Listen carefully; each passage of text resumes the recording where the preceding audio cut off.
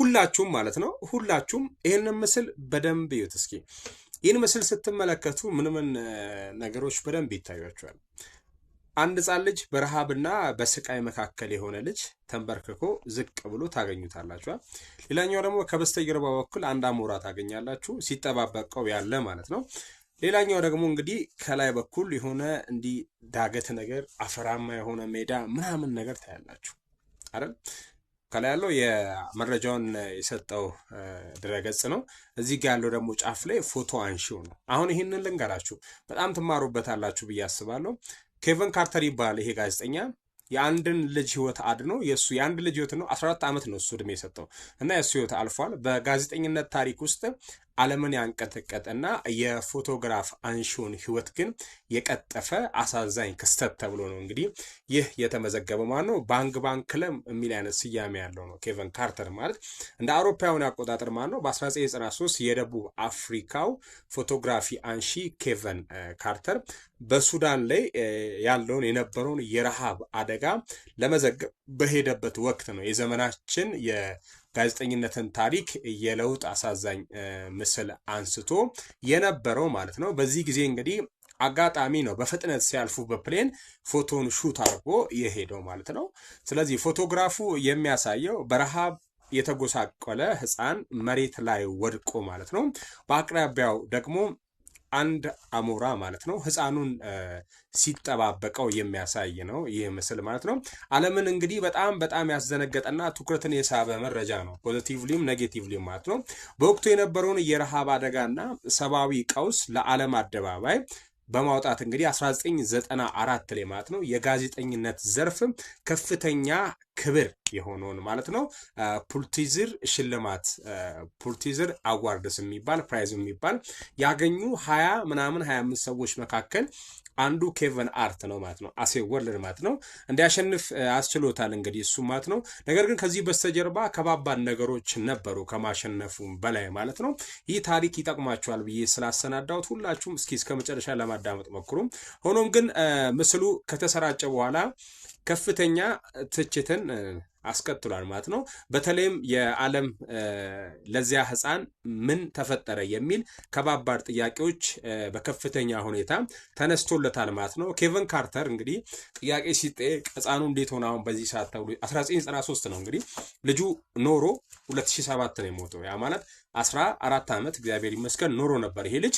ኬቨን ካርተር ሲጠየቅ እንደዚህ ያለ ቃለ መጠየቅ ወቅት ፎቶን ካነሳው በኋላ ለማብረር በፍጥነት መሄዳቸውን በመግለጽ የህፃኑ ዕጣ ፈንታ እንደማያውቅ እንግዲህ አስረድቶ ነበር ማለት ነው። ከዛ በኋላ ነው ነገሮች እየተባባሱ የመጡት። ምን ሆነ? በዚያ ጊዜ አንድ አድማጭ ማለት ነው ቃለ መልሱ ሲደረግ የተናገረው ቃል ለካርተር ህይወት መጥፋት ምክንያት የሆነው ተብሎ በሚዲያ ይወራል ማለት ነው። ያ ምንድነው ይህ ሰው የተናገረው?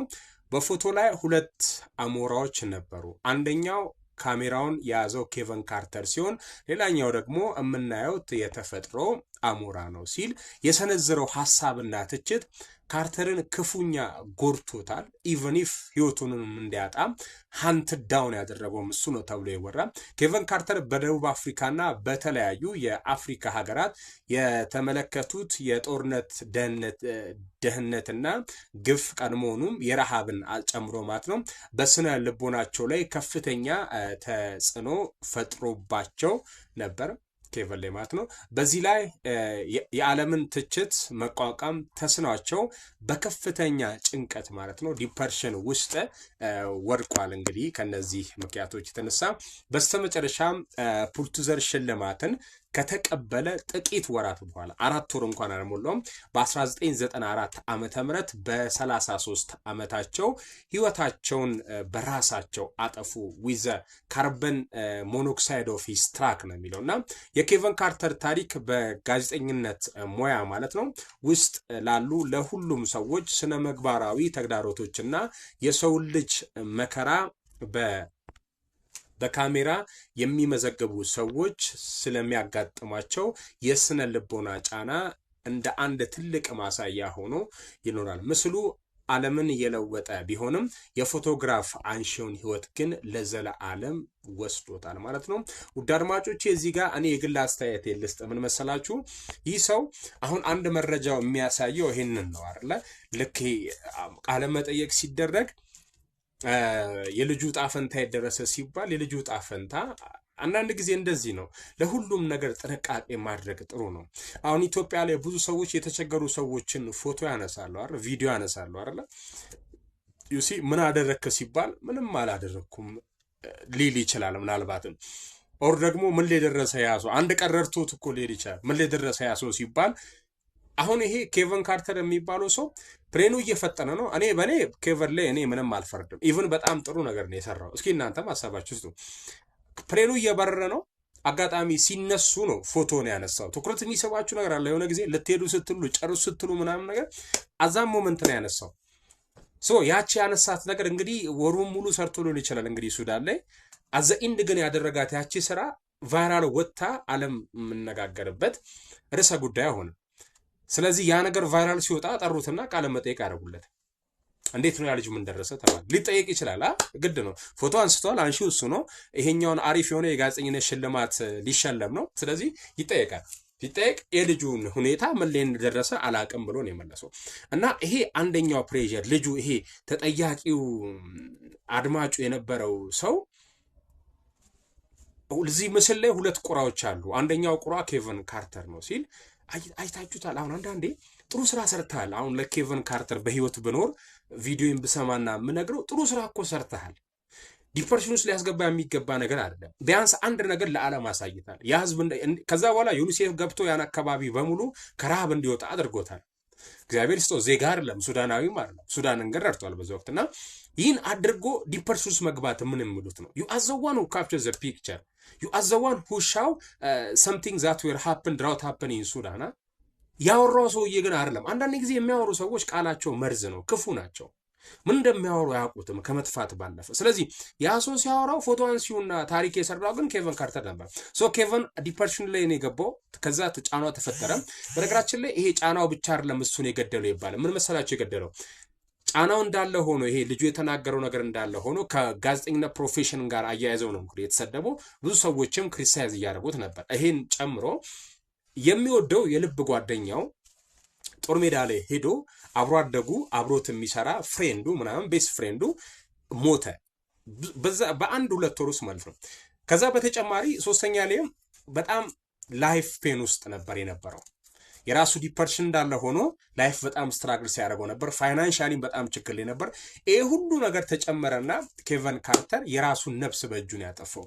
የራሱ ትራክ ውስጥ ሆኖ በካርበን ሞኖክሳይድ ነው ሊሞት የቻለው። እና አንዳንድ ጊዜ እገዛና እርዳታ wherever you go available ነው። አማክሩ፣ ሰው ጠይቁ። ትላልቅ ፕሮፌሽን ያላቸው ሰዎች በሐዘን በጭንቀት ውስጥ ተይዘውና ተውጠው በየመንደር በየሰፈሩ አሉ።